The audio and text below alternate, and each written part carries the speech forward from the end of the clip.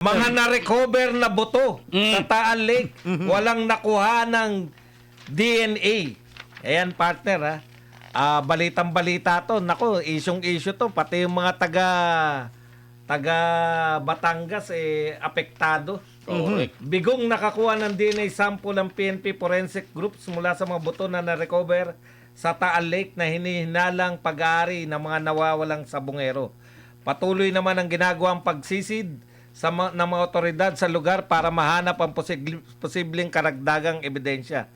Sa press briefing sa Campo Crame, kinumparma ni PNP spokesperson General Jean Fajardo na walang nakuha ang PNP Forensics Group na DNA profile mula sa mga butong iniugnay sa mga nawawalang sabungero.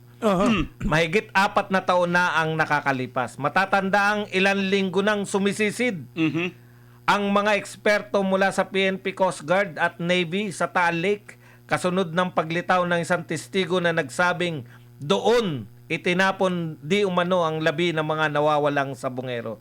Nito lamang nakaraang buwan, inamin ng PNP Forensic Team na imposibleng makakuha ng DNA profile mula sa mga butong natagpuan sa Taal dahil na rin sa matinding kontaminasyon bunsod sa mga naitalang volcanic activities ng Bulkang Taal sa nagdaang mga taong. Tanong, partner, paano nakakaapekto ang kawalan ng DNA evidence sa investigasyon sa kaso ng mga nawawalang sabungero? Partner. Ayan, partner. Una, nakakaapekto po ito sa ating ekonomiya. Bakit ko nasabi mga partner, ano?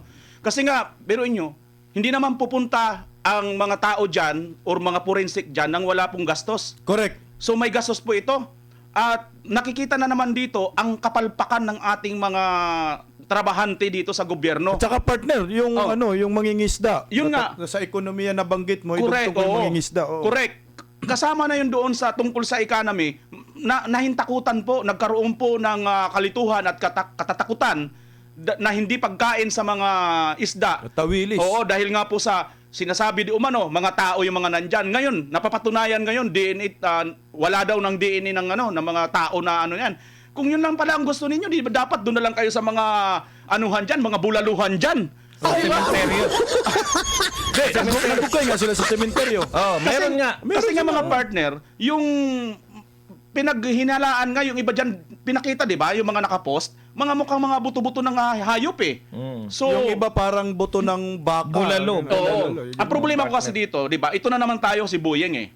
Mahilig si Buyeng sa ganito nung araw, di ba? Nung naalala niyo yung issue dun sa may Bilibid Prison. Buto lang pala ng manok. Oh, may nahukay na buto. Akala mo, laki-laki ng buto. Oo. Pinipicturean, di ba? Oo. Yung pala, buto ni Mang Inasar. Mang Inasar lang pala yun. So yun po mga kababayan, ito yung una sa lahat, ito yung mga pag-aaksaya ng ating gobyerno. Hindi, tanong partner, ang tanong dito yung ano Sa ang ebidensya. epekto nito sa ebidensya Yun sa nga. nawawalan sabungero. Yun Doon ka ba papunta, partner? Papunta ko doon. Sige. Inuna ko lang ito. Pumunta kasi mo na ng Baklaran. Wag mo na Nagbaklaran nila. Liliko mo na Makati yan. Ikaw talaga eh. Hindi, inaano ko na para Baka makalimutan na sa Makati tayo. No? Papunta tayo ng monumento. Sige, Baklaran mo na. Okay. Di ba? Una, yun nga, kasi nga, pag-aaksaya talaga yan na ginawa nila. Alam naman po nila na wala naman pong patutunguhan. Ang hirap eh. Biruin mo, kung i-rate mo nga yung panahon, 4 na taon na yan. So, mahuhulas talaga yan. Tayo nga, isang oras pa lang tayo minimik-upan dito, nahulas na kaagad eh. Partner, nagtataka lang ako, no? ano? Yung mga dinosaur, million years nakakakuha pa ng DNA. Pero ito, Pero ito, bakit hindi makakuha, 4 na taon pa lang. Ayun. Bistak. Doon na ako pupunta ngayon, Ayun. partner. Pupunta rin tayo sa dinosaur. Buti sinabihan mo. Tama-tama. Kasi nga, kita nyo yan. Wala pa kayo makukuha ngayon yan. Ano na mangyayari? Yun nga ang tanong. Tapos na yung boxing dito. Ayun. Panalo na si Tori. Kasi mga kababayan, may mga naunang Champion by default. Sabi na kasi tapos ang boxing eh. Dali. Panalo si Ibang Tori. boxing yun, ibang boxing. May mga pronouncement na kasi ito eh. 'Di ba? Yung naunang mga pronouncement nila na doon daw sa Taal Lake, doon daw dinala yung mga ang mga buto-buto ng tao. Kaya sinisid, partner. O kaya sinisid. So, sa economy, epekto natin, nagastusan tayo, nagsayang tayo ng pera. Nawalan ng trabaho mangingisda. Oo, nawalan ng trabaho mga mangingisda. Palpak pa yung ebidensya. Palpak pang ebidensya at matatapos pa ang boxing dahil nga yan ang isa sa mga pinagmalaki ninyo noon eh. So dito Ayun. pa lang, ang epekto nito, dapat hindi nyo na ito patulan eh. Tapos na dapat yan.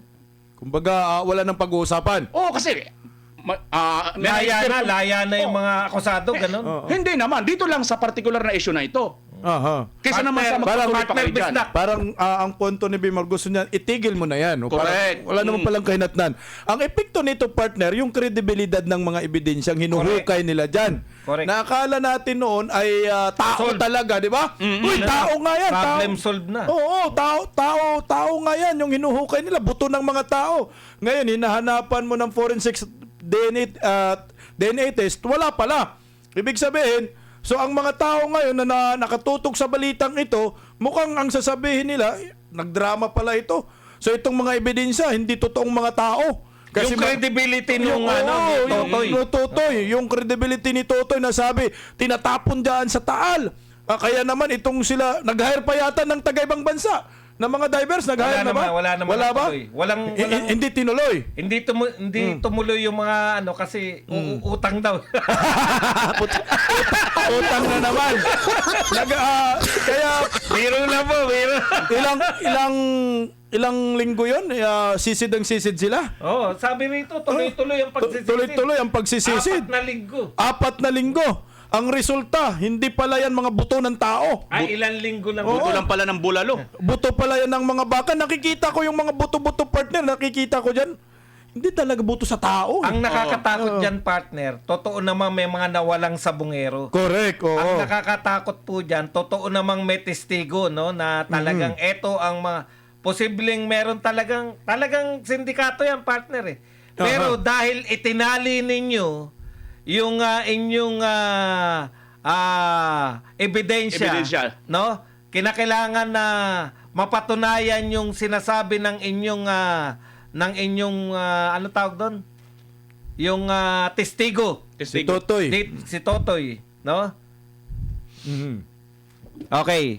So, ayon po dito kay Totoy, kinakailangan po na ay naroon po nila tinapon. Aha. Yung credibility ngayon ni Totoy, yung Questionable na yan. Questionable, oo. Partner, wala rito pero bago tayo nagsimula, binalita yung